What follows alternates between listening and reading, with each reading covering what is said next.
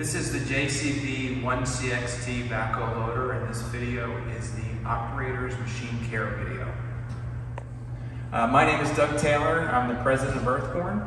Earthborn is the supplier of this equipment and the primary service provider. The purpose of this video is to give the operator a checklist so he can do the machine care each day, every week, just to keep the machine running at its best, to keep the machine working, to give you as much uptime as possible, and to make the machine last as long as possible.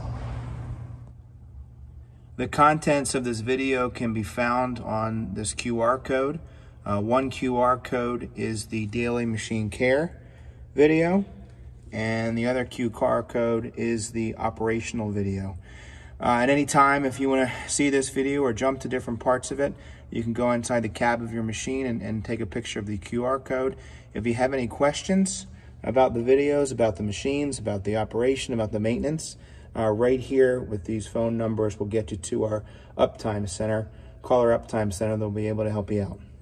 At delivery, each machine will be delivered with two books. One is the operator's manual. It goes through everything in the machine in detail.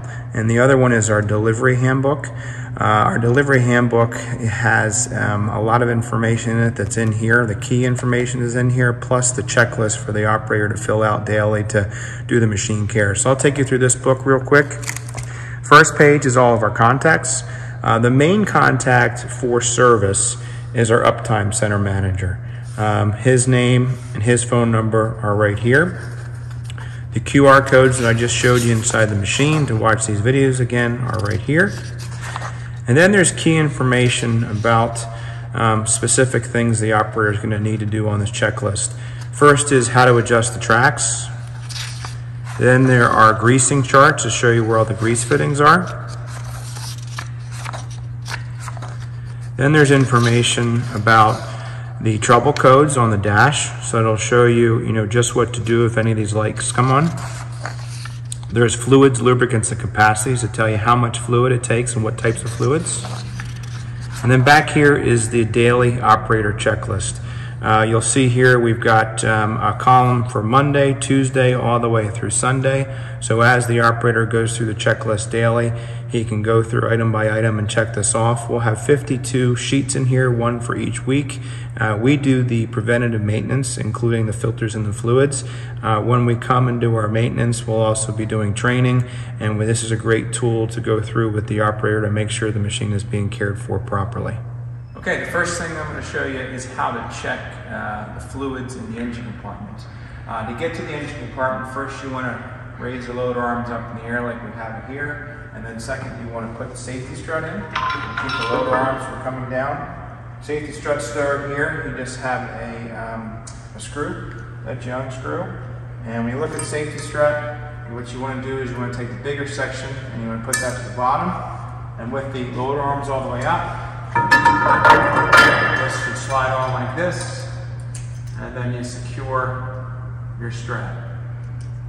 Once the strap is secured, then you take this special T-handle that comes with every machine with your two set of keys, and you can put it here and turn the hood latch, and the hood latch will release. And you put your catch right there. You can get to the oil here. Your oil dipstick is right here in front of us, and your oil fill is here. So without taking the side panels off, you can do your daily check of your oil. Pull it up, clean it off, put it back in, pull it out, and you're looking for your oil level to be between these two notches. It looks like our oil level is right there at my fingernail. So that's a good level. If it was down below this point here, we want to top this off with some fresh engine oil. The engine oil type is in the book that we dropped off that has your checklist in it. If you need more oil, right here is where you fill your oil up. Other things here on the top of the engine is your coolant level, and you can see right here is your coolant fill level. These checks that we're doing right now, this is with a cold engine. You want to do these at the beginning of the day before it gets hot. But right there you can see that you've got green antifreeze you want it to at least be over the center of the sight glass. You want it to be clean just like this, but that's good. If you needed to fill up some coolant, again, the book tells you what type of coolant it is, but you pull this cap off and you fill it here. This does get under pressure when it's hot, so make sure that you only top off the fluid or open this cap when the engine and the machine is cold. The best time to do it is at the beginning of the day before you start work. Okay, I'm going to show you how to pull the side panels off. When you pull this panel off, there's a block heater here. So you're going to unscrew this, and then you're going to pull the panel off. And when you pull this panel off, it gives you access to the side of the engine. And here's that block heater I was telling you about. It's just a normal 110 volt plug.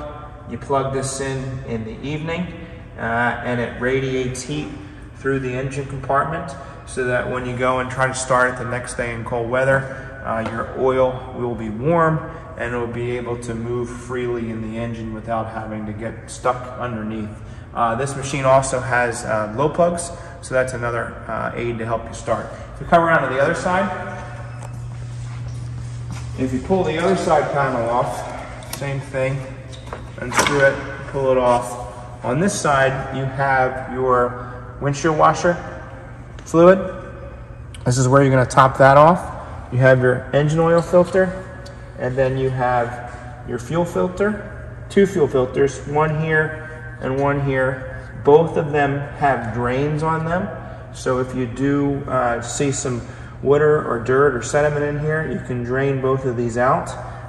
It is a diesel engine, so before you start it, you have to make sure that you prime both of these up with more diesel fuel. The best way to do that is just turn the key to run, and the key will fill both of these up. And once they're filled up, then you can turn the key and start the machine. But I wouldn't start the machine until you fill them back up with fuel. But this sticker here says to check these every 50 hours.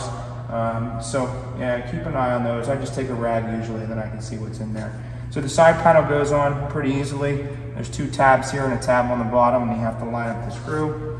But if you take these two tabs here, they go right over the steel there. The bottom tab goes down there. The screw lines up, and then it threads in until it's tight. It's a nice fit. You don't have to take it off too often, but when you do, it's a nice piece to work with. The air filter on this machine is right underneath the hood at the top of the engine. The filter here, a couple things to check. First, you check your duckbill here to make sure that that is opened up and the dirt, the large dirt, can fall out of the bottom. To open up the air filter, you have these three clips. So you want to open the filter up like this and pull the cap off. Okay, once the cap is off, what I like to do is I like to check to see if there's any dirt buildup. And usually I just take my fingernail, my finger, and I do this because not every air filter needs to be removed. This one here, I wouldn't remove it, I would just check it. If I'm not in dusty conditions, I might only need to check it once a week, but if in dusty conditions, I would check it every day. So I don't remove it every time, I only remove it when there's dirt in here. So let's just assume there's dirt in here and we need to remove it. What you're gonna do is you're gonna grab it and you're gonna twist it, and as you twist it, you'll pull it out. So this is a paper filter. I'll show you what to do with this in a second. And then this filter right here, this is your safety filter. Rarely do you need to take this out. If you need to take it out, it pulls out like this, and it goes back in like this. Now, when you put it back in, you want to make sure that you line everything up. It looks like this tab here has to go to 12 o'clock. You push it in until it can't go any further. So let's assume this is dirty. So I wouldn't want to clean it here because I don't want any of the dirt to come off it here and go past where the filter is and go in and to the engine to possibly damage the engine. So I typically just take the filter and I walk it around the back of the machine. And to clean these filters, the best thing to do is just tap it here. When you tap it here, all the dirt is going to fall out. You just keep tapping it lightly until everything comes out. You don't want to hit it too hard because you don't want to damage the bottom of the filter, or you don't want to break any of this paper. Once you got a hole in the paper, the air will go right through, the dirt will go right through, and will go in your engine. You don't want to use compressed air. Again, it's paper, so paper will blow a hole. If you have to use compressed air, you can't get it cleaned all the way, you want to make sure that you hold your compressed air back here and you blow from the inside out and you stay really far back on it. So to put this back in, I'll show you. All you do is bring it around, put it on, and again you twist it a little bit in place and you make sure that it's all the way in. Then you take your cover, your duckbill here, this goes at 6 o'clock on the bottom. So you put that all the way at the bottom at 6 o'clock. You line up your plate, bring your clips around. You do your clips one at a time. And you take a good look at it and make sure that it's seated and closed. So that's how you change your air filter. Okay, let's talk about the tools you'll need to service this machine. First, what comes with the machine is this special key. This key will get you into the hood. It's just a square key. Then you've got a 13mm socket. The 13mm socket, this will help you get to the tensioning of the tracks, the grease fitting in the tracks, and this will also take the cover plate off of where the battery is stored and where the hydraulic fill is stored and the fuses. You have a 17mm socket. This socket here gets you in underneath the grill for when it's time to clean out the cooling pack. You've got an air nozzle. We usually like to use a nozzle that's a couple feet long so we can get into tight spots, and we always like to have a nozzle with a rubber tip. I'll show you why in a little bit, but this will protect some of the cooling packs that you're cleaning out. Of course, you got a rag for checking your fluid. You got a tape measure for checking your tension on your tracks. You have a shovel for cleaning out your tracks at the end of the day each day. You've got a broom to clean out the inside of your cab to keep your air conditioning running well, and a hose. A hose we like to clean out in the engine compartment and in the cab with just a regular garden hose. We don't like to use a pressure washer on the inside of the machine or the engine compartment. One of the things you want to keep an eye on is your cooling pack here. You want to make sure that you keep this clean so that the machine can breathe. If this is clean, your engine's going to run cool, your hydraulics are going to run cool, fuel's going to run cool, and overall the machine's going to last longer, and you're not going to have overheat issues. So you want to, on a daily basis, look in here, make sure it's clean. Sometimes you can just right from here take a flashlight and make sure you can see all the way through it. But when it's dirty, what you need to do is you need to take this grill off. Under this rubber tab here, there's a bolt. It's that 17mm bolt that we talked about earlier. So you take your cap off, put your socket on, take the bolt out. Once you have the bolt out, you can pull the top back and lift the bottom off. And then you can see the cooling pack here. What I like to do is I'll take the air compressor with the rubber nozzle. And first what I'll do is I'll blow everything off to the side, and then I'll get down here and go fin by fin and make sure that I'm getting all the way through, and I take a flashlight and make sure that I'm all the way through. We see a lot of people try to use leaf blowers. The problem with the leaf blowers is the leaf blowers don't have enough compressed air, enough volume to push the dirt all the way through, and the dirt gets stuck halfway through and then it overheats. So make sure you use something like this and use a flashlight to make sure you're good and all the way through. And then once I've got the dirt through, then on the other side I'll take the air gun and clean it all up here. I usually take the sides off so I can blow it off to the side. But you do that on a regular basis, and you'll be pretty pleased with how cool the machine's running and how well your air conditioning is running. Okay, so we're the front of the machine that you cleaned out for the engine and for the fuel. This is your AC condenser. Same thing, you want to make sure that you're keeping an eye on it, you're taking a flashlight, making sure you can see through the cooling pack, taking a rubber tipped air compressor and just kind of going through it, and sometimes slowly just kind of going fin by fin right across it to make sure you blow out of the dirt. You'd be surprised how much better your air conditioning will work when you have this good and clean. Okay, after you've got the engine oil checked, you want to check your hydraulic fluid level. So take notice of the machine. We've got the front bucket on the ground flat, and we've got the rear bucket all stowed in, so that the dipper's pulled in, the bucket's curled up, and the extra dig is pulled up into the machine. You have to have it in this configuration to check your sight gauge for your hydraulics. Your sight gauge is right here. You can see that bullseye in there. And you can see that this one's going to bubble at the top of it. You want to make sure when the machine's in this configuration that your oil level is just above that red dot in that gauge. And of course you got the sight gauge so you can see what kind of condition the fluid's in. If your fluid's milky or it's dirty, you've got contamination in there and you want to get it out as soon as possible. This machine's new, so it's got nice new fluid. Now if you need to fill the fluid, we've got to get a 13mm socket.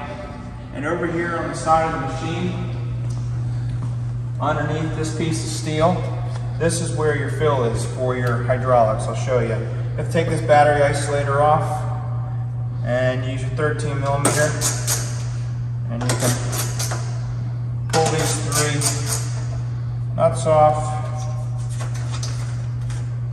and then you pull this plate up. And when you pull this up, this shows you your fill. So right here is your hydraulic fill for your fluid. Again, make sure you look in the book that we gave you or the user handbook. That'll tell you what kind of fluid and what capacity to put in here. Here's your hydraulic filter. Another thing that's here is your battery. You've got some relays, but just keep in mind this area is here. And while we have this opened up, we were talking about the filters. So right here is the air filter for your cabin air. So this is usually the first place I go to if I'm not having a good volume of air moving through the cab. Typically that's because that's dirty.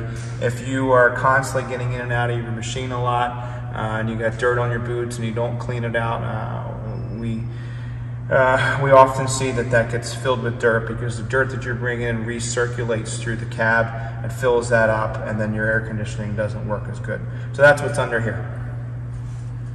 At the beginning of the day, you also want to walk the machine and you want to look for hydraulic leaks. Look for engine leaks, look for transmission leaks. You want to take a look underneath the machine and make sure that there's nothing dripping underneath. You want to look at all the areas that are vulnerable, that are out in the dirt. Make sure that nothing is wet. It's not uncommon for the machine to have some leaks, especially in the first 100 hours. You might have something that's just a little bit loose from manufacturing. A lot of times when they leak, it's usually where a fitting screws in and you just have to take a wrench and snug it up. But yeah, you want to look over everything. You want to kind of keep an eye on it. You want to make sure that any of your lines that are exposed, that are down in the dirt, you're looking out for these, when you're digging. You want to make sure that you're aware of what's in the trench and you're not dragging these lines. These are nice steel lines, but still you can do some damage with the strength of the arm. So I like to walk all the way around. I like to take a good look. I like to look at all of the hoses and make sure that nothing is leaking before the day starts. Another thing I like to do is I like to look at all my hydraulic cylinders. I'll look at my cylinders here, the rams, make sure that there's not too much fluid here or they're not leaking or seeping. I'll go around too and I'll look at all of my pivot points. I'll make sure that everything is tight, everything's secure, all these bolts are in place. But I like to do a visual inspection on all these bolts, all these pins, all these cylinders, once daily, usually in the morning, to make sure that everything looks okay and everything's good and we're ready to dig. And JCB does a great job. You can see these lines here. These are steel lines on these cylinders. Some other machines you see rubber lines on the top, and where you have rocks and dirt and stuff that fall on the cylinders, those lines get damaged. But here they've got the metal lines underneath. So nice cylinders, but you still want to keep a good look at it and make sure everything is the way that it's supposed to be. Greasing. This machine, you want to grease this machine about every 8 hours of use. I like to grease the machines at the end of the day. At the end of the day, after you've been running, everything's warm. So when you put your grease gun on the fitting and you pump it up, it's more likely that the grease is going to get to where it needs to go, because as soon as the grease hits the hot metal, it moves quicker, it moves faster. If you have difficulty greasing a spot, sometimes you got to lift the arms, move them around a little bit into a different location and get them in. But typically what I do is I'll take a rag, I'll clean up the fitting, the dirt on the fitting, I'll put the grease on, and I'll give it about 2 to 3 pumps. So the guide we got you for your daily checklist, that includes charts that show you what every fitting is. The first few times that you grease this machine, you should definitely use the chart because there's fittings just about everywhere. You can see there's a fitting here, a fitting here, a fitting down here. These fittings here that are right on the top, you'll probably have to get a screwdriver and get in there around the grease fitting and then clean the zerk up before you put this on so that it goes in. But these here, you know, collect the most amount of dirt, but they're probably the most important because they collect the most amount of dirt, sand, or in the water. But you want to make sure that you're greasing them every 8 hours along with everything else. But let's just do a quick walk around and I'll show you, how to tell where the fittings are. So anywhere where you have a pin and a joint, you're going to find a grease fitting. You just have to go around, feel for it. There's that one right there. The one here is underneath. Sometimes you're going to have to lift the arms up, reposition them so you can get onto the zerk. You know, you got a grease fitting here on the top. You have a grease fitting on this because that's a pivot point. You've got grease fittings on all the pivot points here. Sometimes they're in the cylinder, sometimes they're in the pins. So any spot where there's a pin, there's going to be a grease fitting and you want to make sure you're going to get on it. You know, here you've got 2. You've got one that's on the cylinder eye, and then you have one here that's on the pin, actually inside the pin itself. So, you know, really take your time, make sure you get all the grease fittings. It'll certainly make your machine last longer.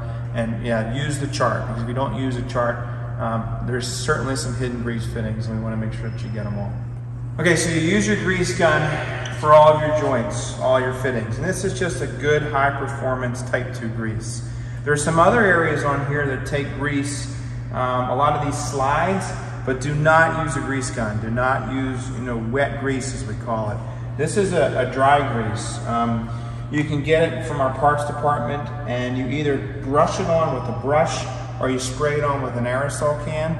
And you usually want to do that at the end of the day, and you want to leave your boom out for your extra dig, and you want it to dry. If you put this on and then you immediately pull the boom back in, it's just going to scrape the grease off that you just put on. So you want to give it at least the night to dry up for you. I like to do it on a Friday, and that way it dries up over the weekend and it's good to go for Monday. So you have that here, and there's some slides in here that give this a really good fit and make this inner boom tight to this outer boom. You have a couple of wear pads here and some adjustments in the manual. It shows you how to adjust these, but depending on how often you use it and how much dirt you get up in there will determine how often you have to adjust these slide pads. So you have the dry grease here, and then you have the same dry grease in a couple other spots.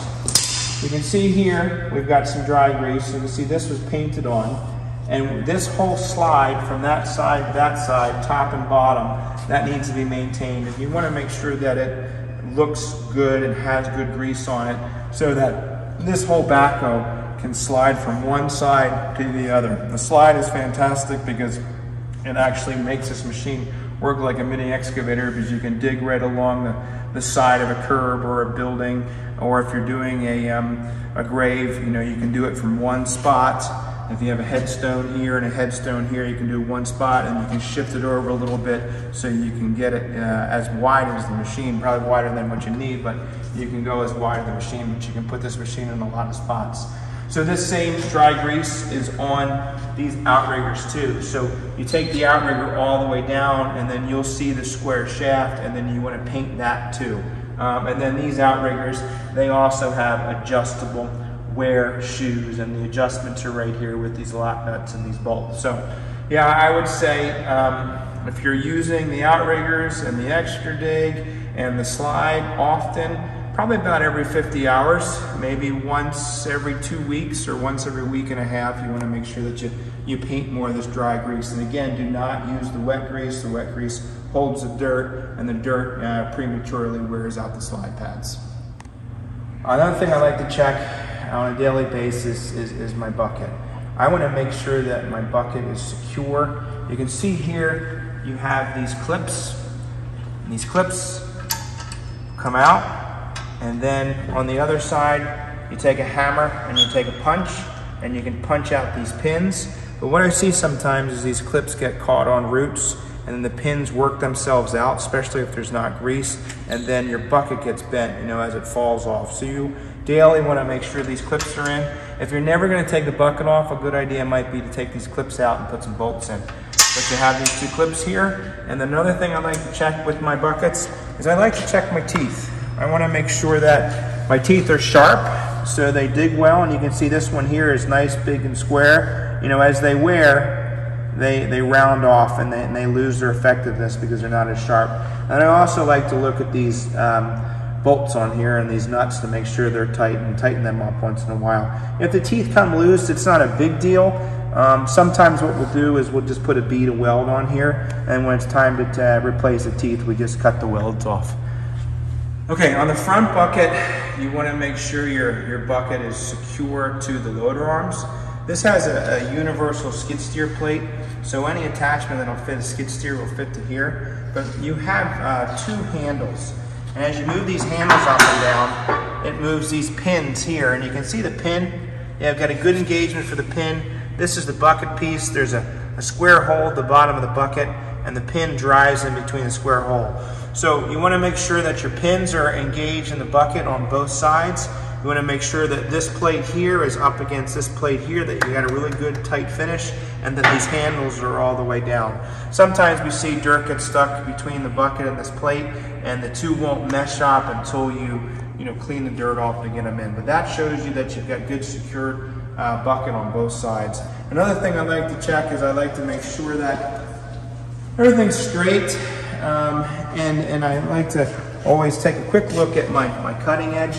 This is a brand new cutting edge, you can see, because it's got a real tight 90-degree turn. As this wears, usually wear on the corner. You want to flip this just before it starts wearing in the bucket, because this is mild steel, this is much stronger steel. This will wear faster than this. So when it's time to remove the cutting edge, you actually have another cutting edge on the other side, so you can take these bolts off, you can spin it around 180 degrees, put new bolts in it, and you should get twice the life out of the cutting edge. Another thing you should be checking every day is for dirt and debris buildup. A lot of times, depending on what you're working on, if you got a mower on the front and you're mowing, and you get all the chaff and debris in the air, the debris will accumulate and pack in all these tight little spots. You might be digging and you might have dirt and rocks that come over and your debris gets caught here. I like to take my air compressor once a day and get into all these tight spots and blow them out. What can happen are these pinch points. As the bucket rolls back, if there's something stuck in there, you can break this, you can bend these pieces, you can hurt your hoses, so there's a lot of pinch points. So I like to kind of take my air line and I go around and I blow out the whole machine, usually at the end of the day. I like to do my cleaning at the end of the day, and I like to do my servicing and my fluid checks at the beginning of the day. But I get in all these tight spots. Areas like here where there's multiple hoses that are moving, and especially if you're working in sandy soil, the sand gets trapped in here, the dirt traps the sand, and then as these hoses move around, the sand is abrasive and it starts to fray the hoses. So it's amazing what you can prevent just by an air nozzle.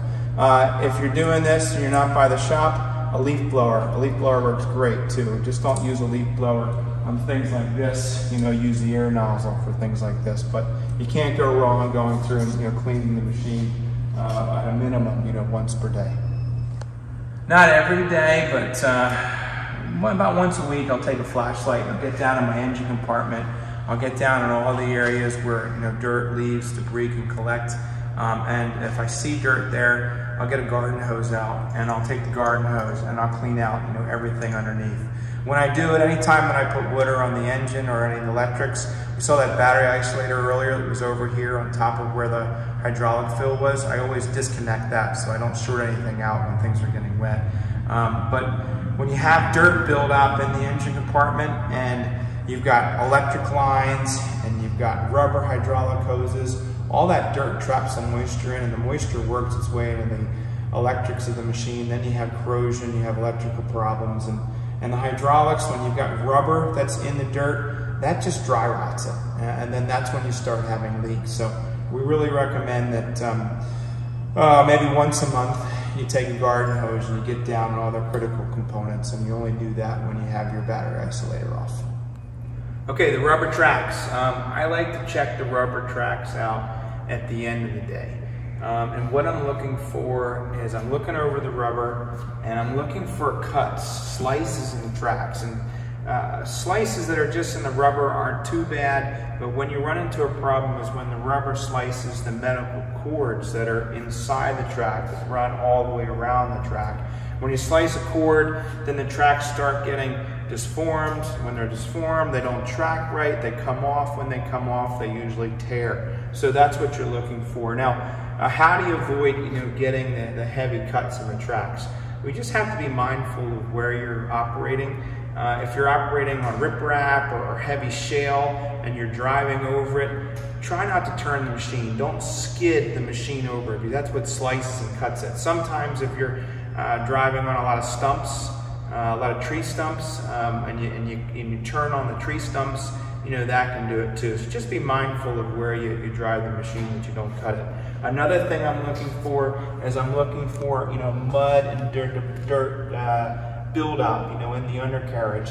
If you get, mud up here and it's trapping sand in here, the sand will work its way into the oil seals and they'll tear the oil seals, and then you'll start having leaks. If you get mud trapped behind this big sprocket, every time the sprocket goes around and engages with this track, it's going to wear the sprocket and the track. So you really want to keep this track clean. And there's 2 times to clean a track, one is easy. The end of the day is usually the easiest way, because you can get that shovel we showed you in the tools, and while the mud is still soft, you can just kind of push it, squeeze it out.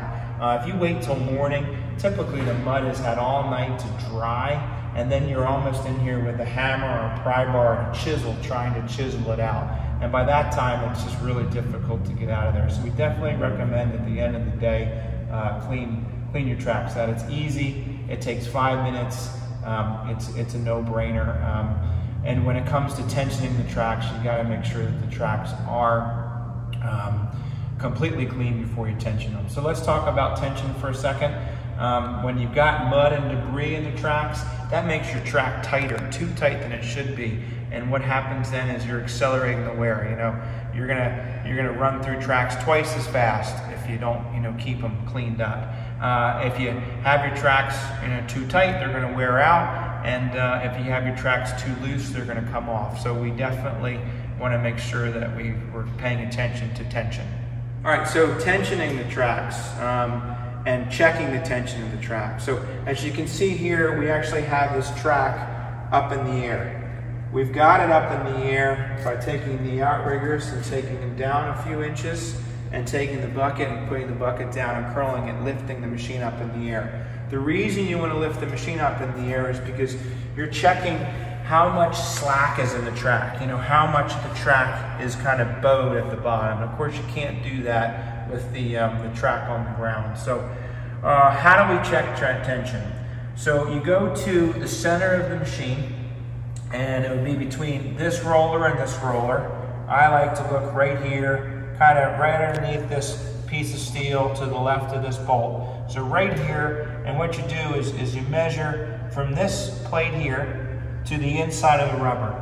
And as you'll see, in the book that we gave you and in the handbook, 4 inches is the perfect track tension. So you can see this one here is just at 4 inches from here to 4. I'll get something that's 4 inches, maybe a block of wood, so I don't have to have a tape measure, and I'll keep it handy, and I'll raise the machine up, and after I clean it, you can only check tension after you clean it. After I clean it, I'll go and I'll put my wood block in there that's 4 inches and make sure it's the right tension. So let's say, that the track was too loose and we're worried about it coming off. You actually adjust the tracks by using grease. And what I'll do is I'll show you this in here. I usually will loosen up the one bolt, and then I'll take the other bolt off, and then this plate will fold out of the way. And when this folds out of the way, there's a grease fitting back here. Why don't you bring the camera over so you can see it? It's all the way in there. And that grease fitting, you put your grease gun on and you just pump regular grease into it. So it's the same grease that you use on the rest of the machine. If the tracks are too tight and you want to loosen them, there is a nut on the back of that grease fitting, and you loosen the nut, you take it off, then you push on the front of the tracks. It'll squeeze the grease out and it'll loosen the tracks up. All right, next I like to walk around the machine and I like to look for any loose bolts. Typically you can tell if you get a loose bolt if there's rust around it, and you can see a drip of rust, that means it's loose. But I'm looking at all these things, I'm making sure that they're tight to the steel. I'm looking at everything. I'm really putting my eyes on all these bolts and making sure that, to me, everything looks secure. You know, these machines work and they work hard and they bounce around, especially if you put a jackhammer on it, the machine's vibrating. It's very common for bolts to come loose. So I'm doing a good walk around. I'm taking a minute or two and I'm looking at all this hardware, making sure all these washers are tight and secure, all these lock washers are crushed down. I'm looking at, you know, major pins, like for the superstructure here, making sure they all look good. Make sure there's nothing loose. I can't tell you how, you know, this really will help you. If you catch a loose bolt before it comes out and the component falls off, you'll be, you know, way ahead of the game. As I'm doing this, I'm also looking for damages.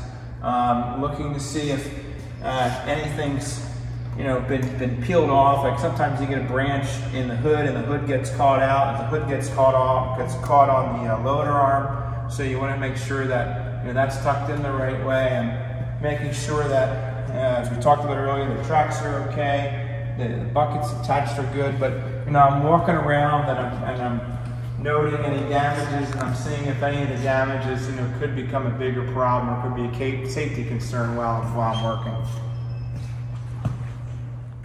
Next, I like to look at the cab. I'm looking at a few things here. One, I'm looking at all the glass. I'm making sure that there's no cracks. I'm making sure that the doors and everything shut good. If I'm taking it down the road, if I'm putting on a trailer, I'm always locking the doors because I don't want the doors to rattle open and open up in the wind and shatter the doors when I'm on the road. I'm looking at the cab. This is a Rob's cab, a rollover protection cab, and I'm checking to make sure there's no cracks and really no damage. I want to make sure that, you know, nothing has hit the cab that's damaged the cab. So I'll look at all four corners of the cab. I'll walk around to the other side. I'll do the same thing, but I want to make sure the cab is good and secure. All right, next what I like to do is I get in the machine and I just get comfortable with the controls. I make sure there's nothing in my way of the controls and that it's safe to operate. And then I start the machine. So the first part of this training was everything you're doing when the machine's off and when it's cold. And here I'm going to start the machine up. First thing I'm going to do when I start the machine is I'm going to look at all the gauges. I'm going to make sure that none of the trouble lights are on. There is a guide for you on the trouble lights in our daily maintenance binder, and then also in the user handbook. Some of the trouble lights are simple. It'll just tell you that the air filter needs to be cleaned or the battery terminals are loose. And some of them, you know, you'll look to call, you know, Tim in our dealership in the Uptime Center. But once I'm okay with the trouble codes, then what I'll do is before I start running, I'll actually hit the controls, I'll operate all the switches, I'll operate the controls, I'll make sure that I'm safe and good to go for the day. So that's about it. The biggest thing is I want you to know that we're here. Over here, you've got your phone numbers in case you need us. We're the primary servicing dealer. If something goes wrong or you have a question, call our National Uptime Center.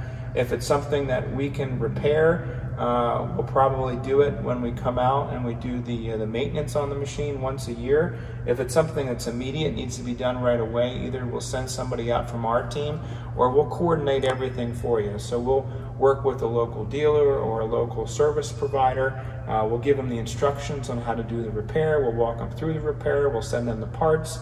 And then when they're done the repair, we'll follow up to make sure the repair was done right. So it's a full service. There's one phone number for you to call, and we coordinate everything. Again, I'm Doug from Earthborn. I appreciate you purchasing the machine, and please call us with any needs. Thank you.